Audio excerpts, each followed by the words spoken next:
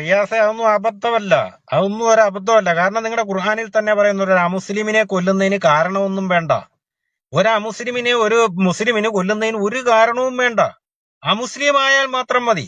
നാസർബായേ 9:123 പറയുന്ന നാസർബ സ്വന്തം അയൽക്കാരനായ കാഫിറിനോട് പോയി യുദ്ധം ചെയ്യണം. ആ യുദ്ധത്തിൽ അവൻ രൂക്ഷത കണ്ടെത്തണമെന്നാണ് പറഞ്ഞിരിക്കുന്നത്. 9:123 പറഞ്ഞിരിക്കുന്നതാണ്. നാസർബായ് അതായത് നമ്മുടെ സ്വന്തം ഇന്ത്യ അയൽക്കാരനായ കാഫിറിനോട് വരെ പോയി യുദ്ധം ചെയ്യാൻ പറഞ്ഞിട്ടുണ്ട്. അവിടെ കാരണമൊന്നും പറഞ്ഞിട്ടൊന്നുമില്ല. ആ അയൽക്കാരനായ കാഫിർ വല്ല കുറ്റവും ചെയ്തിട്ട് വേണം അവനെ യുദ്ധം ചെയ്യാനെന്ന് പറയുന്നില്ല ഖുർആൻ. അതായത് നിങ്ങളുടെ അയൽവക്കത്ത് താമസിക്കുന്ന കാഫിർ അമുസ്ലിം എന്തെങ്കിലും മുസ്ലിമിനെ ദ്രോഹിക്കുകയോ മുസ്ലിമിനെ ജീവിക്കാൻ അനുവദിക്കാതിരിക്കുകയോ അങ്ങനെ എന്തെങ്കിലും ചെയ്യുമ്പോൾ നിങ്ങൾ പോയി യുദ്ധം ചെയ്യുക. ആ യുദ്ധത്തിൽ അവൻ രൂക്ഷത കണ്ടെത്തണം എന്നല്ല പറഞ്ഞിരിക്കുന്നത്. കാത്തലുല്ലദീന യലൂനക്കും മിനൽ കുഫാരി വയജിദു ഫീക്കും ഇല്ലത്തൻ വഅലമു അന്നല്ലാഹ മഅൽ മുത്തഖീൻ. സൂറത്തുൽ തൗബ 123 വാക്യം. അവിടെ പറയുന്നത്, അല്ലയോ മുസ്ലിമീങ്ങളെ, നിങ്ങളുടെ അടുത്ത് താമസിക്കുന്ന കാഫിറിനോട് നീ യുദ്ധം ചെയ്യുക.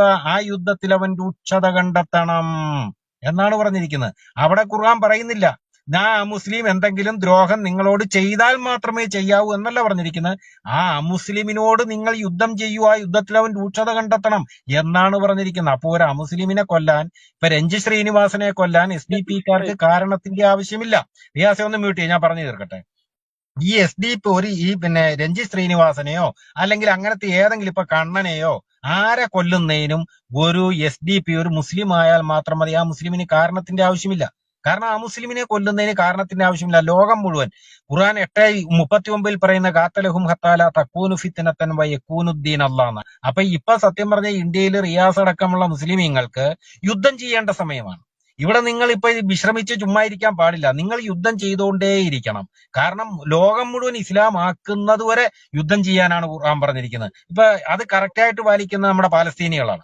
ഗാസയിൽ കണ്ടില്ലേ ഹമാസുകാർ 1948 ഇസ്രായേലിന് സ്വാതന്ത്ര്യം കിട്ടിയതാ. 10-70 കൊല്ലമായി. ഇതുവരെ ഈ ജൂതന്മാർക്ക് സമാധാനം കൊടുക്കുന്നുണ്ടോ? യുദ്ധം തന്നെ യുദ്ധം. 48 തുടങ്ങിയ യുദ്ധമാണ് ഇപ്പോഴും തുടർന്നുകൊണ്ടിരിക്കുക. ഇപ്പോഴും 10-30,000 എണ്ണം മരിച്ചില്ലേ പാലസ്തീനികൾ? കാരണം അവര് കറക്റ്റായിട്ട് ഖുർആൻ മനസ്സിലാക്കി. അവർ അറബികൾ, അവർക്കറിയാം ഖുർആനിൽ എന്താണ് എഴുതിയിരിക്കുന്നത്. അപ്പം അവരിങ്ങനെ യുദ്ധം ചെയ്തുകൊണ്ടിരിക്കുക. ജൂതന്മാരെ മുഴുവൻ ഇല്ലാതാക്കിയ ജൂതരാജ്യവും കൂടെ ഫലസ്തീനിൽ ലയിപ്പിച്ച് ഫലസ്തീൻ എന്ന് പറയുന്ന സ്വന്തം രാജ്യം, ഇസ്ലാമിക സ്റ്റേറ്റ് ഉണ്ടാക്കുന്നവരെ അവർ യുദ്ധം ചെയ്തുകൊണ്ടേയിരിക്കും. അവരങ്ങനെ പ്രതിജ്ഞ എടുത്തവരാ. അതുകൊണ്ടാണ് അവർ ഇങ്ങനെ യുദ്ധം ചെയ്തുകൊണ്ടിരിക്കുന്നത്. കണ്ടില്ല? അത് തന്നെയാണ് ഇപ്പൊ നിങ്ങൾക്ക് ഇന്ത്യയിലും ഈ ഹിന്ദുക്കളോടും ക്രിസ്ത്യാനികളോടും യുദ്ധം ചെയ്യാനാണ് നിങ്ങളോട് പറഞ്ഞിരിക്കുന്നത്. അല്ലാതെ ഇവിടെ വന്ന് ക്ലബ് ഹൗസിൽ വന്നിരുന്ന് വെളുപ്പിക്കാനോ ക്ലബ് ഹൗസിൽ വന്നിരുന്ന് ഇസ്ലാമിനെ ന്യായീകരിക്കുക അല്ല നിങ്ങൾ ചെയ്യേണ്ടത്. നിങ്ങൾ യുദ്ധം ചെയ്യണം. ഖുർആനിൽ വിശ്വസിക്കുന്ന ഒരു മുസ്ലിമാണ് റിയാസെങ്കിൽ യുദ്ധം ചെയ്യാനാണ് പറഞ്ഞിരിക്കുന്നത്. ഇപ്പൊ ഇന്ത്യയിൽ നിങ്ങൾ ഹിന്ദുക്കളോട് യുദ്ധം ചെയ്യേണ്ട സന്ദർഭമാണ്. യുദ്ധം ചെയ്തുകൊണ്ടേയിരിക്കുക. മതം മുഴുവൻ നിങ്ങളുടെ ഈ അള്ളാഹുവിന്, ലോകം ഭൂമിയിലുള്ള എല്ലാ മനുഷ്യരും അള്ളാഹുവിന്റെ അടിമയാകുക, മുസ്ലിം ആകുന്നത് വരെ നിങ്ങളോട് യുദ്ധം ചെയ്യാനാണ് പറഞ്ഞിരിക്കുന്നത് റിയാസെ. നാസർബായ് ഇതിനകത്ത് ഒരു കാര്യം, ഇന്ത്യയിലല്ലേ നമ്മളെ ജീവിക്കുന്നത്. നമ്മ ഇന്ത്യ നിയമം അനുസരിച്ചല്ലേ ജീവിക്കാൻ പറ്റുള്ളൂ. ഖുറാന് പറഞ്ഞിരിക്കുന്ന കാര്യങ്ങളും എല്ലാം നമുക്ക് അനുസരിക്കാൻ പറ്റുമോ? ശരിക്കും അത് ഓക്കെ, അതിപ്പോ റിയാസിന് മനസ്സിലായി. അത് പറഞ്ഞല്ലോ, അതുകൊണ്ടാണ് നിങ്ങൾ മിണ്ടാതിരിക്കുന്നത്. നിങ്ങൾ ഇവിടെ മിണ്ടാതിരിക്കുന്നതിന്റെ കാരണം എന്താ? ഇത് ഇന്ത്യയാണ്. ഇവിടെ യുദ്ധം ചെയ്യാൻ പോയ നരേന്ദ്രമോദിയുടെ സർക്കാർ വെറുതെ ഇരിക്കുകയില്ല. ഇപ്പൊ കണ്ടില്ലേ, പോപ്പുലർ ഫ്രണ്ടുകാർ യുദ്ധം ചെയ്യാൻ വന്നവരാ. എന്തായി? സിമിക്കാർ ഇന്ത്യയുടെ മോചനം ഇസ്ലാമിലൂടെ എന്ന് പറഞ്ഞവർ 1980 കാലഘട്ടത്തിൽ ഇന്ത്യയുടെ മോചനം ഇസ്ലാമിലൂടെ എന്ന് കാസർഗോഡ് മുതൽ കന്യാകുമാരി വരെയുള്ള എല്ലാ മതിലുകളിലും പോസ്റ്റർ എഴുതി ഒട്ടിച്ചവരാണ് സിമിക്കാർ. അവരിപ്പോ ഇവിടെ ഉണ്ടോ? സിമി എന്ന് പറയുന്ന പ്രസ്ഥാനമുണ്ടോ? ഇല്ല.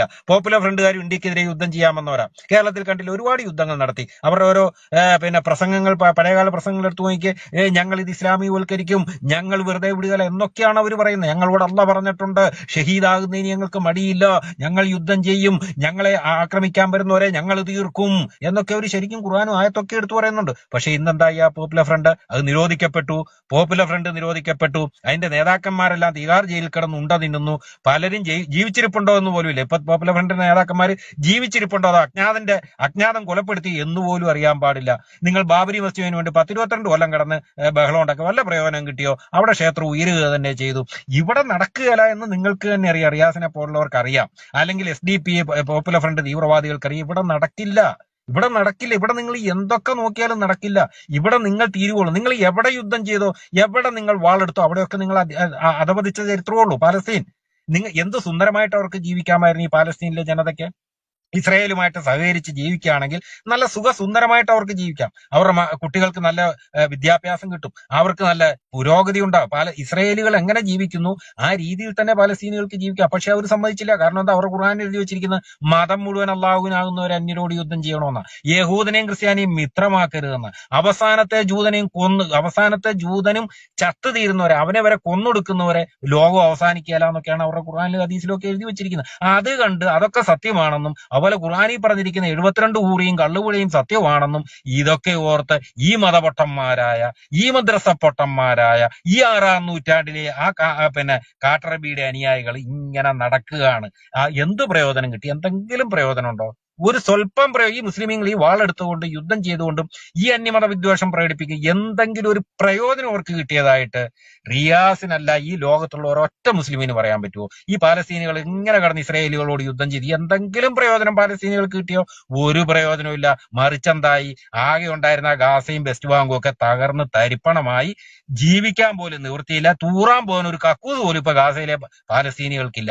ആ അവസ്ഥയിലേക്ക് എത്തിയില്ലേ? ഭക്ഷണം കൊടുക്കുന്ന ഇന്ത്യക്കാരും അമേരിക്കൻ പോലെ കാഫറുകളുടെ രാജ്യത്ത് നിന്ന് ട്രക്കുകളിൽ വരുന്ന ഭക്ഷണത്തിന് ക്യൂ നിന്ന് ഭക്ഷണം മേടിച്ച് തിന്നുകൊണ്ടിരിക്കുന്നു. ആ അവസ്ഥയിലേക്കല്ലേ ആ യുദ്ധം അവരെ എത്തിച്ചത്. അതുപോലെ തന്നെ ഇന്ത്യയിലെ ഈ മുസ്ലിങ്ങളുടെ, ഈ ഹിന്ദുക്കളോടുള്ള ഈ വൈരാഗ്യം, ഈ സംഘികളോടുള്ള വൈരാഗ്യം, ഈ അന്യമതസ്ഥരോടുള്ള വിരോധം അവരെ എവിടെ എത്തിച്ചു? തീഹാർ ജയിലിൽ എത്തിച്ചു. ഇല്ലേ? നേതാക്കന്മാരെല്ലാം തീഹാർ ജയിലിൽ പോയി ഉണ്ട തിന്നുന്നു. TJ ജോസഫ് മാഷിന്റെ കൈ വെട്ടാൻ വേണ്ടി കുറെ എണ്ണം ഇറങ്ങി. അതും ഖുർആനിലെ ആപ്തവാക്യം അനുസരിച്ച് അള്ളാഹുവിനെ മോമേനെ എതിർക്കുന്നവരുടെ കൈയും കാര്യം വെട്ടണമെന്ന് ഖുർആനിൽ എഴുതി വെച്ചിട്ടുണ്ട്. അതനുസരിച്ച് ജോസഫ് മാഷിന്റെ കൈ പോയി വെട്ടിയപ്പോ 100 പേരുണ്ടായിരുന്നു പ്രതികൾ. ഇപ്പൊ അവരുടെയൊക്കെ അവസ്ഥ എന്തായി? വീടും കുടിയില്ല. ഇപ്പൊ അതൊന്നും വാടക വീട് പോലും കിട്ടുന്നില്ല.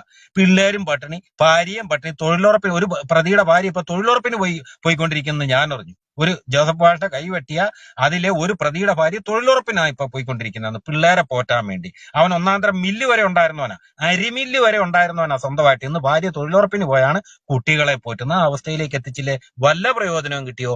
അതുകൊണ്ട് എനിക്ക് നിങ്ങൾ ഈ പാവപ്പെട്ട മുസ്ലിമീങ്ങളോട് പറയാൻ ഒന്നേ ഉള്ളൂ. നിങ്ങൾ ഈ ഖുർആനിൽ പറഞ്ഞിരിക്കുന്ന ഈ മണ്ടത്തരങ്ങൾ വിശ്വസിച്ചുകൊണ്ട് ഈ 72 ഹൂറിയും കള്ളുപുഴയും കിട്ടുമെന്നോ, എവിടെയോ നിങ്ങളുടെ ഒരു ദൈവം അള്ളാ കസേരയിൽ കയറി ഇരിപ്പുണ്ടെന്നും ഈ അള്ളാ പറഞ്ഞു വിട്ടാണ് ഈ മുഹമ്മദ് എന്ന് പറയുന്ന ഈ നിരക്ഷരനായ ഈ 53 വയസ്സിൽ 6 വയസ്സുകാരിയെ കെട്ടിയ, ഈ സ്വന്തം മരുമകളെ വരെ കെട്ടിയ, ആയിരക്കണക്കിന് അടിമ സ്ത്രീകളെ പോകിച്ച, 10,000-കണക്കിന് അമുസ്ലിമീങ്ങളെ കൊന്നൊടുക്കിയ ഒരു കാട്ടറബി, ആ കാട്ടറബി പറഞ്ഞ മണ്ടത്തരവും വിശ്വസിച്ച് നിങ്ങൾ നിങ്ങളുടെ ജീവിതം തൊലയ്ക്കാതിരിക്കുക. നിങ്ങൾ ഈ യുദ്ധം ചെയ്യാൻ നോക്കിയിട്ട് ഇനി ഒരു രക്ഷയില്ല. ഇവിടെ ശക്തികൾ എന്ന് പറയുന്ന America, Russia, India, China, France, Britain ഒക്കെയാണ് ലോകത്തെ, ഇസ്രായേൽ, ഇതൊക്കെയാണ് ലോകത്തെ വൻ ശക്തികൾ എന്ന് പറയുന്നത്. അതൊക്കെ ക്രിസ്ത്യാനികളും ജൂതന്മാരും ഹിന്ദുക്കളും ഒക്കെയാണ് അതിന്റെയൊക്കെ നേതൃത്വം കൈകാര്യം ചെയ്യുന്നത്. നിങ്ങൾക്ക് ഒരു ഗതിയും നിങ്ങൾക്കില്ല. അതുകൊണ്ട് ചാകാൻ മാത്രമേ സാധിക്കൂ. അധോഗതിയിൽ നിന്നും അധോഗതിയിലേക്ക് മാത്രമേ പോകാൻ സാധിക്കൂ. അതുകൊണ്ട് മനുഷ്യനാവൂ. മതവും ഈ മണ്ടത്തരങ്ങളും ഈ മദ്രസ പൊട്ടത്തരവും വലിച്ചെറിഞ്ഞിട്ട് ഈ MM അക്ബറിനെ പോലുള്ള, ഈ സാക്കിർ നായിക്കിനെ പോലുള്ള ഈ മതപുരോഹിത വിഷങ്ങൾ പറയുന്ന മണ്ടത്തരം വിശ്വസിച്ച്, മതമണ്ടത്തരങ്ങൾ വിശ്വസിച്ച് ഈ മാനവികതയെ തകർക്കാൻ, ഈ മതേതരത്വത്തെ തകർക്കാൻ, ഈ ജനാധിപത്യത്തെ തകർത്ത് ഇസ്ലാമിക രാജ്യം ഉണ്ടാക്കി കളയാമെന്നും പറഞ്ഞിറങ്ങിത്തിരിച്ചാൽ നിങ്ങളുടെ മക്കൾ പട്ടിണിയാകും, നിങ്ങളുടെ ഭാര്യമാർ വിധവകളാകും, നിങ്ങളുടെ മാതാപിതാക്കൾക്ക് മക്കളെ നഷ്ടപ്പെടും. അത് മാത്രം ഓർത്തുകൊണ്ടിരിക്കുക.